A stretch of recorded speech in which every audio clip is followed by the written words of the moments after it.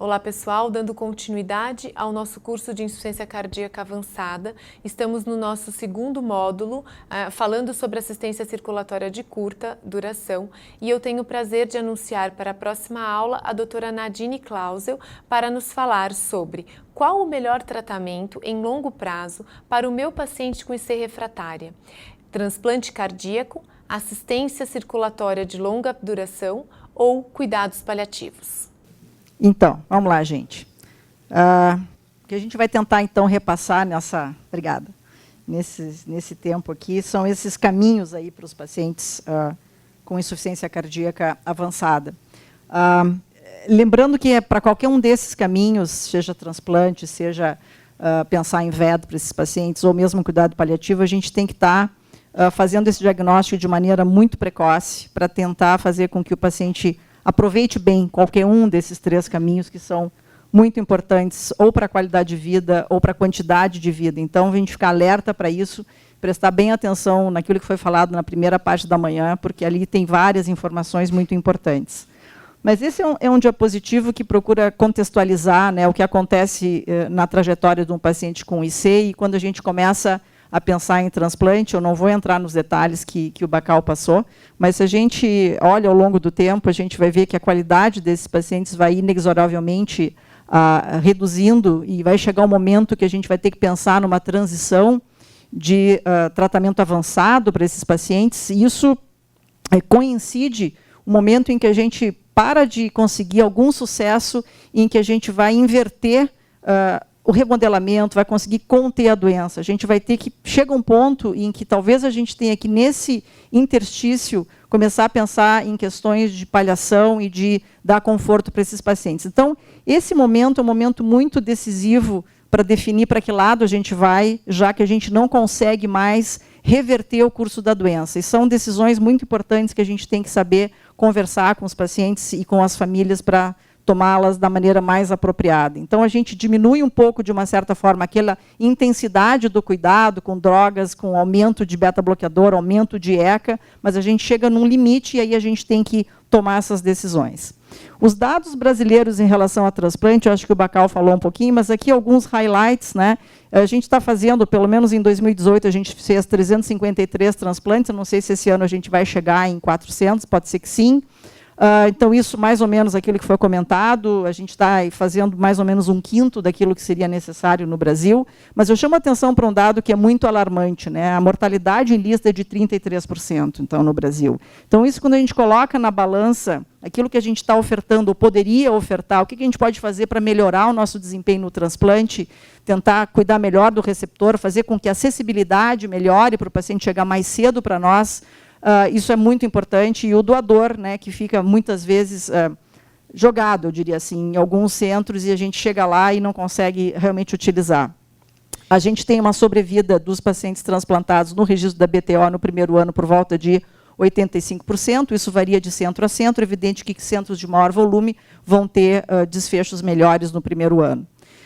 Do ponto de vista internacional, esse é o tradicional slide da Sociedade Internacional de Transplante. A gente observa aqui em amarelo uma tendência de uma certa estagnação do número de transplantes anualmente realizados na Europa. Lá, um crescimento maior de dispositivos de assistência, uma população mais envelhecida. Acho que transplante talvez chegando no teto. Nos Estados Unidos, um pouquinho de aumento nos últimos anos. Isso representa aproximadamente 75% dos transplantes realizados no mundo inteiro. Esse é um registro voluntário, né, na Sociedade Internacional de Transplante. Então, a gente está fazendo aí em torno de mundo inteiro, talvez perto de 6.000 transplantes por ano no mundo inteiro, o que é absolutamente insuficiente frente àquilo que a gente já conversou mais cedo de manhã. E esses são os dados de sobrevida da Sociedade Internacional de Transplante, também um slide clássico que a gente sempre traz, não é? Até porque a gente precisa também se comparar no Brasil como é que a gente está desempenhando em relação à sociedade internacional. Sobrevida em 30 dias de 90%, pela BTO a gente está em 85%, no primeiro ano 86%, pela BTO 74%, a sobrevida mediana internacionalmente de 11 anos, com uma condicional de 14 anos, considerando que o paciente sobreviva ao primeiro ano. Lembrando que essa sobrevida pós-transplante ela varia conforme a etiologia, Claramente, o pior desfecho é o retransplante. A gente agora na BTO teve até uma mesa debatendo a pertinência de retransplante no cenário brasileiro. E aqui, na cardiopatia de etiologia não isquêmica, talvez o melhor desfecho pós-transplante. Lembrando que os congênitos, que a gente tem pouquíssima experiência no Sul, eles têm um desfecho pior no começo e depois eles melhoram. Acho que aqui em São Paulo vocês têm um centro forte, né, que transplanta bastante congênitos. A gente lá no Sul não faz isso. Mas aqui, tentando fazer um voo de pássaro, assim, do que a gente conversou de manhã, né? Mas para quem que a gente vai pensar em transplante, né? Então, a gente tem que ter certeza que a gente tem um coração muito doente. Coração que a gente não vai conseguir fazer mais nada para ele. Que o ressincronizador não vai mais funcionar. Então, esse é um ponto. O outro ponto é que o resto do corpo, como a gente diz, e quando a gente vai conversar com o paciente e a família, o resto do corpo tem que estar bom. Não adianta a gente querer oferecer transplante para um paciente que já tem um certo grau de insuficiência renal, porque ele vai entrar em diálise e isso vai piorar muito o desfecho dele no transplante. Então, essa é uma conversa e é uma avaliação muito profunda e detalhada aqui. E essa parte do meio aqui é fundamental. Ontem eu fiquei 1h de tarde conversando com uma família, tentando explicar que o transplante não é um passeio no parque, né? Troca um kitzinho de remédio por outro, talvez até maior. Então, melhora a extensão de vida, melhora. Melhora a qualidade de vida, melhora. Mas é um comprometimento com um tipo de vida e um tipo de cuidado para fazer valer todo aquele esforço que as pessoas têm que entender. Não é fazer o transplante e daqui a 2 semanas está indo no shopping que vai estar tudo bem. Não é bem assim. O primeiro ano a gente chama de rock and roll, né? Os pacientes reinternam, rejeição, não acerta, tem dor de barriga com miclofenolato, é uma confusão. É um ano complicado. Passa o primeiro ano, a coisa vai bem, mas é importante a gente contar tudo isso e a gente tem que explicar, porque isso é mais do que um casamento, eu diria, imagino eu. Acho que é mais que um casamento, um transplante. Aí o paciente passou pela seleção, transplantou. Isso aqui é mais ou menos o que vai acontecer com ele. Eu sei que de tarde isso vai ser aprofundado, mas passar para vocês. Então, aqui no primeiro ano, né, as maiores causas de morte por infecção, falência do enxerto e algum grau de disfunção orgânica. Aqui, pelo 5º ano, a gente já vai ter uma perda do enxerto progressiva, a mortalidade também por falência renal, que é a principal, e depois, mais para o final aqui, praticamente universalmente, os pacientes vão ter doença vascular do enxerto e vão ter algum tipo de neoplasia. Então, isso tem que ser dito para os pacientes quando a gente começa a conversar com transplante. A gente não consegue falar muito sobre morte, né, quando a gente está oferecendo uma expectativa de vida, mas a gente tem que aprender, tem que dizer sim que eles vão acabar morrendo em 12, 13 anos, claro, tem pacientes com 20 anos de transplante, claro que tem, mas que aumenta a chance de câncer, e ontem esse paciente que eu estava conversando, ele teve uma neoplasia em 1992, então ele lembra o que ele passou na químio, ele ficou com o olhinho meio arregalado, né? Então, vai aumentar a chance de câncer desses pacientes, sim, no pós-transplante. E aqui um dado que eu acho que é importante e relevante a gente começar a pensar, até porque a população vem envelhecendo, né? O tipo de morte, a mortalidade que vai agregando à medida que a idade aumenta dos nossos pacientes transplantados. Vejam que os pacientes acima de 55 anos, a causa de morte dele vai ser muito mais por doença maligna, por infecção e insuficiência renal. Enquanto que os jovens, né, abaixo disso, né, jovens de 30 e 40 anos, a causa de mortalidade aqui vai ser mais por falência do enxerto, doença vascular e rejeição aguda. Então, o mais jovem, ele rejeita mais, né? Então, a gente está lidando aqui, a gente está transplantando pacientes com 65, 70, eventualmente um paciente acima de 70 anos, ele vai rejeitar menos, mas ele vai ter, provavelmente, uma chance de câncer um pouco mais próxima do que o paciente mais jovem. Eu trago aqui um dado que eu acho que vai depois para uma discussão, quando a gente for falar de VEDS, que é a questão de custos. A gente fica imaginando que o transplante é barato, o transplante é custado pelo SUS. Não, ele não é. Na verdade, vem uma tabela que o SUS paga. Esse é um trabalho que a gente publicou no ano passado, com 26 pacientes nossos transplantados, que a gente fez uma avaliação por microcusteio, e a gente viu o que a gente gastou num hospital público universitário, né? Isso aqui é paciente a paciente, com todas as frações do microcusteio, mas vejam que a média que nós gastamos foi $74 mil. O que o SUS repassa para um hospital que faz todos os transplantes sólidos, né? Hospitais classe A, que se diz, então eles têm um adicional de 60% na tabela, são 27 mil dólares que a gente recebe por um transplante realizado. Então, é um déficit muito grande. Então, ou a gente começa a trabalhar uma política pública junto à sociedade, a BTO está fazendo um trabalho importante para tentar melhorar a remuneração, porque é um pacote, né? Sem falar depois o primeiro ano com as biópsias, os biótomos, etc., que agora a gente está fazendo o segmento desses pacientes. Então, transplante não é barato. Então, a gente tem que colocar isso num cenário de sustentabilidade para que os centros se mantenham estimulados e fazer transplante, porque isso precisa muito ainda no Brasil, o déficit é muito grande. Mas a gente já está vivendo um universo em que o transplante e o VED começam a se imbricar.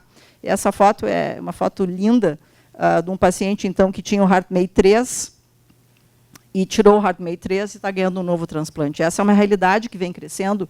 Mais ou menos 50% dos pacientes que vão a transplante hoje têm um VED, né? E isso talvez agora estabilize um pouquinho, porque mudou a alocação nos Estados Unidos, mas aproximadamente é isso, né? 40%, 50%. Nós tivemos no nosso primeiro caso, era uma paciente com HeartMate 3, que também transplantou 3 meses depois, foi o transplante mais complicado que a gente teve, felizmente ela está bem, mas essa é uma realidade que está aí, que a gente tem que entender que ela é para valer.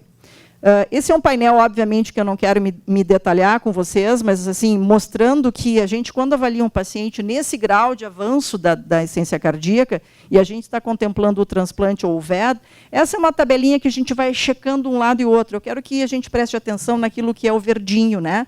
Então, para um paciente de 70 anos, o VED vai ser, talvez, melhor do que o transplante. Para um paciente que tem neoplasia nos últimos 5 anos, o VED vai ser indicado, o transplante não é. Para um paciente que tem hipertensão pulmonar, a gente vai pensar no VED, não vai pensar no transplante. O paciente com obesidade mórbida, discutível, a gente vai pensar no VED, talvez com uma chance dele fazer exercício e perder peso, embora tenha alguns que aumentem de peso, isso é um pouco controverso. Por outro lado, aqui, no paciente com disfunção de VD, a gente não vai querer VED para ele, a gente vai pensar no transplante. Paciente que tem problemas com anticoagulação, a gente vai pensar no transplante, não vai pensar no VED, porque ele precisa da anticoagulação para sempre. E algumas etiologias específicas não são boas para VED, por exemplo, miocardiopatia restritiva, que tem uma mortalidade, que tem uma dificuldade nossa de fazer prognóstico, então a gente tem que ser talvez mais precoce em indicar transplante aqui, e VED, em princípio, não é bom para esses pacientes. Nas principais indicações, eu não vou me aprofundar, isso vai adiante depois nas outras apresentações, mas lembrando que a gente tem que ter o universo de que, quando o transplante não é possível, a gente tem esses cenários aqui que a gente tem que pensar, né? Risco elevado de morte em paciente para lista, uma ponte para transplante. A gente está com um paciente lá no Clínicas, que ele está internado agora, já deve estar quase um mês, com milrinone, tem uma hipertensão pulmonar meio border, mas ele veio de Florianópolis, ele está desde abril em Porto Alegre, estava esperando, eu sei que vocês têm muito disso em São Paulo, mas para nós, assim, o paciente vir de um outro estado é complicado, e nada de acontecer nenhuma doação, a nossa central está complicada, o Paraná está voltando a fazer mais transplante, está levando os nossos corações, né, Marcele? A gente depende muito da central de Santa Catarina e do Paraná, e amanhã eu vou me sentar com ele para pensar em VED, porque está passando do tempo, ele tem um rim que vai e volta, é um cara de 50 anos, né, Fernanda, e amanhã eu vou me sentar com ele. Eu acho que ele não quer, porque ele é um surfista, e ele não quer pensar em VED, né? Ele está pensando numa roupa de neoprene para entrar no mar, se ele tiver que botar um VED. Amanhã eu vou sentar, vamos conversar sobre isso, porque está demais, né? Então, já é um tempo muito longo e a gente não está conseguindo avançar. Então, ele seria, no caso, uma ponte para a candidatura, uma ponte para baixar a pressão pulmonar, e daí depois ele transplanta, ele pode surfar transplantado, né? Aí não vai ter nenhum problema. Então, pensar nessas situações de neoplasias, e também pensar na terapia de destino, né? Que são coisas que estão crescendo para pacientes com doença avançada e que tenham mais comorbidades, como a gente está vendo à medida que a população envelhece. Como é que se faz essa avaliação? Isso é como um overview, né, de como é que se avalia paciente para suporte de longa duração. Muito parecido, então, com o que se avalia para transplante. A gente tem que prestar muita atenção no VD, porque isso aqui pode ser uma causa de uma altíssima morbimortalidade pós-implante, então a gente é bastante criterioso, a gente acredita muito mais na avaliação hemodinâmica do que no eco, mas a gente quer ter todas as informações possíveis, falar muito bem com os cirurgiões, ver quais são os riscos, se é uma reop, como é que é esse mediastino, se é hostil, se não é hostil, ver bem como é que é a extensão da doença aterosclerótica, para a gente cuidar, e, obviamente, as questões de fragilidade têm que estar nessa balança, tanto quanto para transplante, né?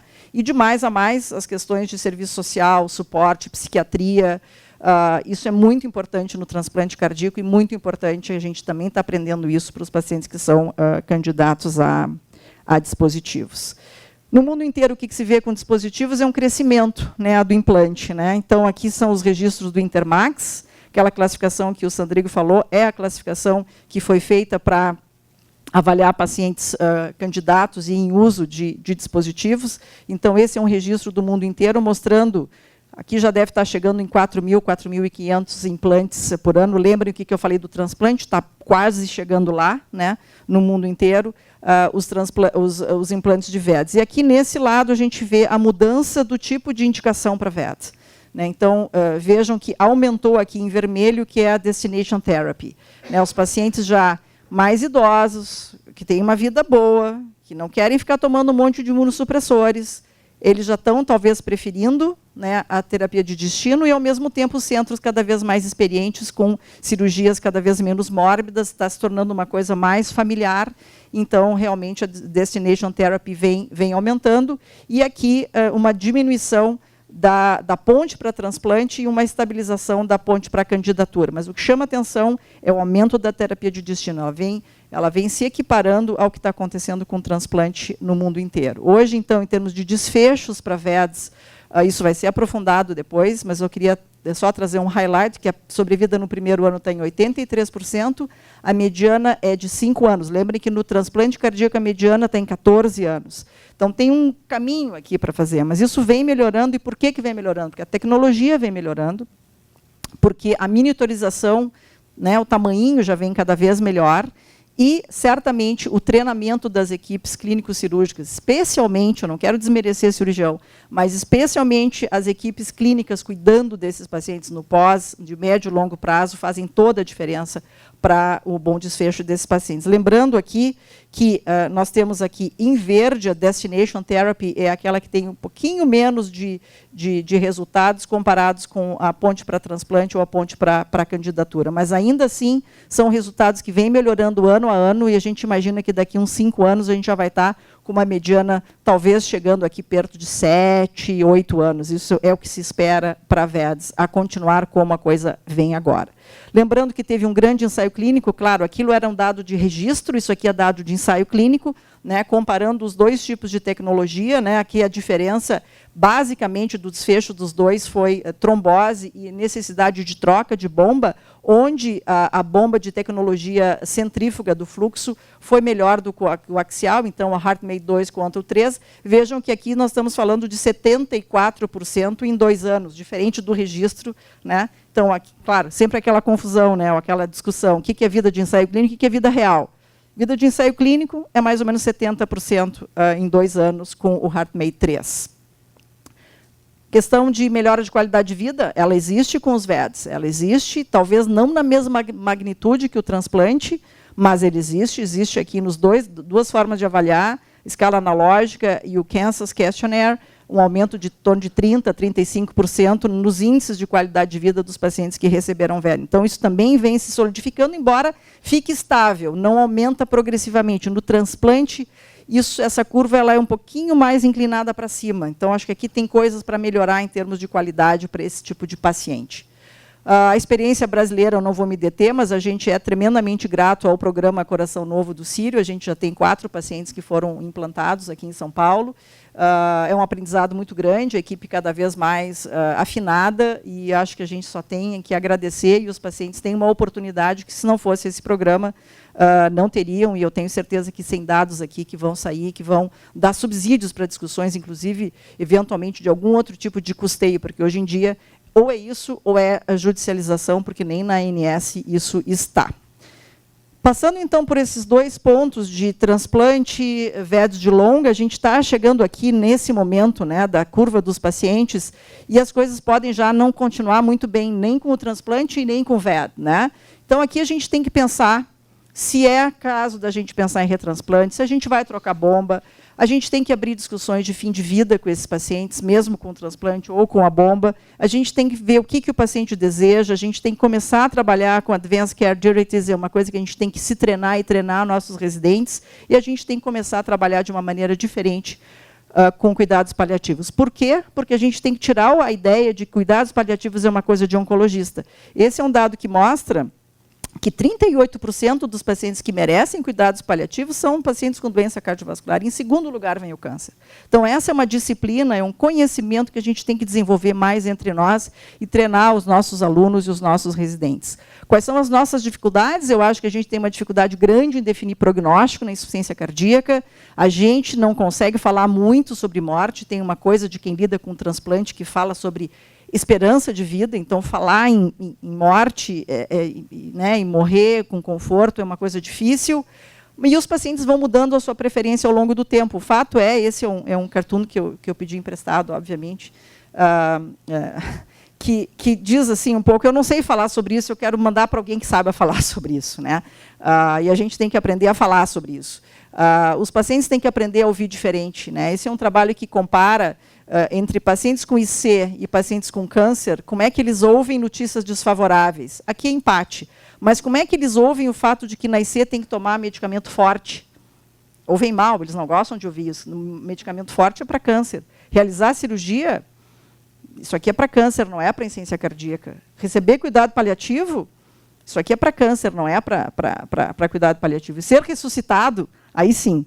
Ressuscita, não ressuscita com câncer, mas ressuscita com IC. Só que ressuscita com IC com coração de 10 centímetros, fração de ejeção de 10%, não, né? Não ressuscita. A gente tem que saber falar sobre isso. E aí tem evidências, né, de manejo de cuidados paliativos, mostrando que desfechos de qualidade de vida são melhores, tanto pelo Kansas Questionnaire como um outro específico de cuidados paliativos, que no paciente que é tratado com tratamento paliativo, junto com o tratamento convencional, ele vai ter melhores scores, que são essas métricas que a gente tem que aprender a valorizar. Esse foi um primeiro estudo já publicado em 2017, tem muito mais coisa agora, mostrando que, de fato, aqui tem uma ciência e que a gente vai ter desfechos melhores nos pacientes. Isso requer treinamento, isso requer esforço.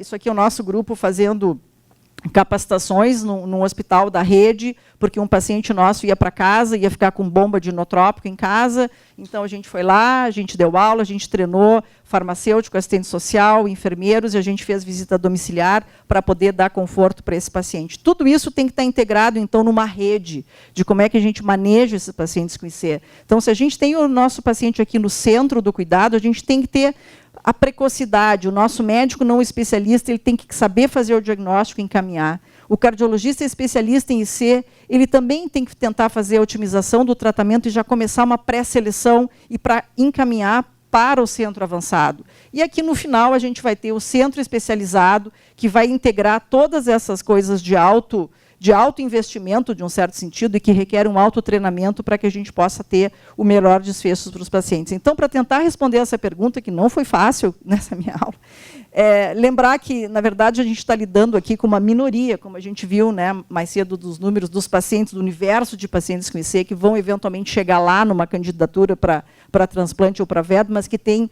muita coisa para fazer por eles e durante essa trajetória. A gente tem que cuidar muito das condições clínico-cirúrgicas e nutricionais desses pacientes, a gente tem que entender o meio que a gente está sobre a disponibilidade de doadores para ver o que é melhor para esse paciente. Não adianta ficar esperando muito tempo por um transplante, se eu, de alguma maneira, eu consigo botar VED, que é o que talvez aconteça com aquele nosso paciente. A gente tem que reconhecer a importância de centros especializados de IC no Brasil e regionalmente, para que possa fazer o melhor encaminhamento para esses pacientes. E eu acho que a gente tem que começar a falar mais e melhor sobre cuidados paliativos. E lembrando que nada disso é possível se em qualquer um desses caminhos a gente não tem um time de profissionais cuidando desses pacientes, porque só assim a gente vai conseguir encontrar o melhor caminho para cada um deles. Muito obrigada.